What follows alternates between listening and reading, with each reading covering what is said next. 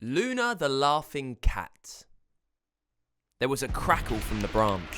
It was breaking, and with a wail, the old cat tumbled down, just managing to grab another. There was no time to lose. We'll find out more about that in a bit. But now it's time to go back to the start of our story today, which is all about, well, cats. Might have worked out already, right? Luna was a little white cat with a mischievous looking eye patch. It was quite appropriate, as Luna was a bit, well, not naughty, but she loved to play tricks, tell jokes and to laugh. She was also extremely clever for a cat. So clever that she was, well, bored. All we do at Kitty Kindergarten is play with feathers and string. I want to learn about the world. These dozy mogs are holding me back, she huffed. She had a pretty high idea of herself, as you can tell. Most cats do though, don't they? They're all like, oh, look at me, look at me, look at me, aren't I wonderful? And no, you may not pet me. But anyway, let's get back to that story. Well, her mum said kindly, there just aren't that many cat schools around. I mean, there's Frisky Whiskers Academy, but it's hard to get in. They only take the best of the best. Luna's ears pricked up and she smiled smugly. Well, that shouldn't be a problem. I'm probably smarter than most of the teachers anyway. And she laughed and laughed at her own wit. I mean, it wasn't even a particularly funny thing for her to say. Well, if that's what you want, her mum replied. I want to go, Luna insisted haughtily. She usually got her own way.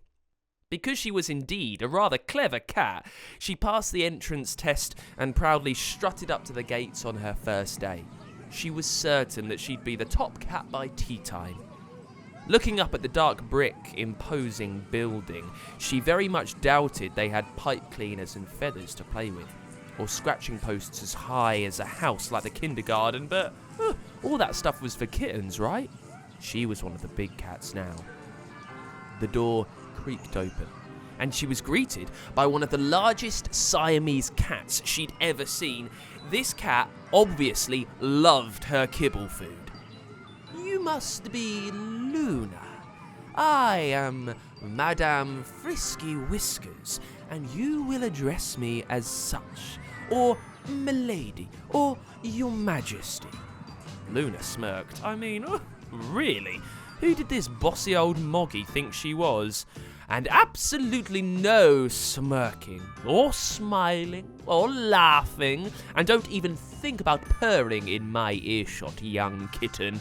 Now come, chop chop, assembly is about to start. Luna's eyes widened as she padded behind Madame's enormous, fluffy bottom towards the assembly hall, and she couldn't believe what she was seeing. She was astonished to see a row of cats in perfect lines. Their fur neatly brushed in the centre partings, whiskers stiff and straight, noses high, lofted into the air. They may have all been different sorts of cats, tabbies and calicos, black and whites with pedigrees of all sorts from ragdolls to the tall majestic Maine Coons, but they were all as still as statues and identically standing to attention. Luna sat herself down and lifted one leg over her head to lick an annoying bit of fur. Put your leg down at once! Sit up straight! Barked Madame. Yeah, it's right, cats can bark too when they're angry. Luna did as she was told and sat down all the way through the school song, which was basically a load of cats going meow, meow, meow, meow, meow, meow, meow, meow, meow, along to a dirge-like song on the organ. She was beginning to think that she might have possibly made a tiny, teeny mistake. This place was strict. No smiling. Or smirking. No laughing? Surely that wasn't true. Everyone loves to laugh, right? Next lesson was kitty PE. Each cat had to jump onto the top of a wardrobe in one clean move. A very small cat called Waffle wasn't managing very well. He'd get the wardrobe in his sights, shake, wiggle his bottom, and flop, splat. Then again, peer, wiggle, flop, splat. Luna couldn't help it. She thought it was just too funny. Her whiskers twitched, and then she began to laugh and laugh and laugh. The other cats looked absolutely horrified. not least Waffle, who looked extremely peeved, as if he wasn't having a bad enough day already. "No laughing!" came a booming voice. It was Madam. She found herself in trouble yet again at break. She had bought sausage rolls to snack upon, and finding a large Burmese having a snooze, tiptoed up and began to balance the sausage rolls on the reclining cat's head. I mean, that was funny, right? She had got up to 6 sausage rolls before the Burmese twitched and awoke and crossly shook all the sausage rolls to the floor. Luna just laughed and laughed and laughed. And then she ate her sausage rolls before getting told off for a second time. The other cats didn't laugh. They looked shocked and whispered to each other. Luna thought she'd have them all rolling around the floor. They were so weird. Next was a cookery lesson, learning how to make healthy and nutritious cat treats from what looked like bark and glue.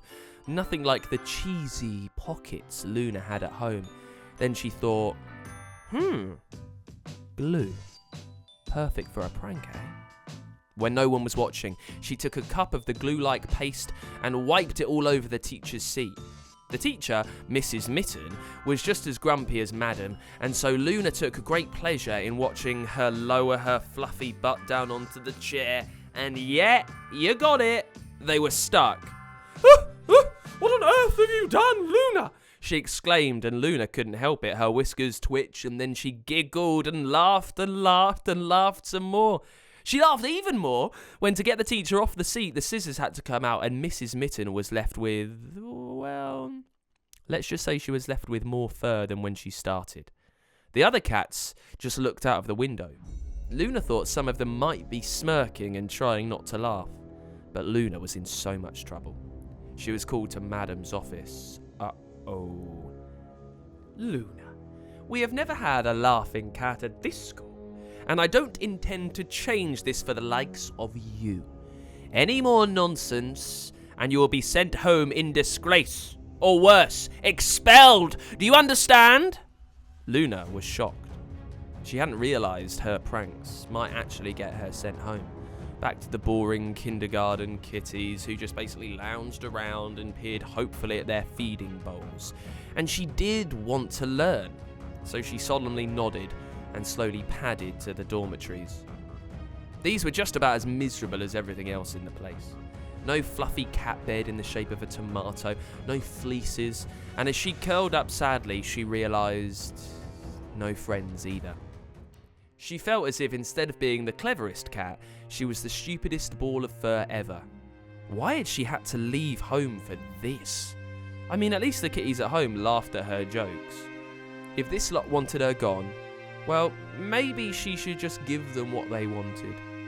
She woke before the alarm, which was someone dinging a tin, and tiptoed out of the dormitory whilst the other kitties were stretching out of their slumbers.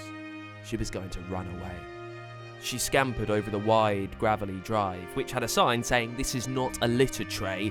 She ran out into the woods, past the lake. There was no one else around. Through the trees in the quiet morning breeze, she ran, although it wasn't quiet at all. What was that noise? Meow. Meow. It was a cat. A scared cat by the sound of it. Luna darted towards the noise and slunk through the brambles to see none other than Madam Frisky Whiskers herself, stuck up a tree. And what was worse is that at the bottom of the tree was a snapping, snarling dog with teeth the size of knives. Luna couldn't be seen, but she quickly formulated a plan. She might not like the horrible old Moggy who'd made her miserable, but she couldn't let her be hurt. There was a crackle from the branch Madame was sitting on. It was breaking, and with a wail the old cat tumbled down, just managing to grab another in time, but the dog leapt higher and higher, and it seemed as if all was lost. There was no time to lose. Luna yowled and then ran towards the dog bravely. The dog yipped and turned to growl and began to chase Luna.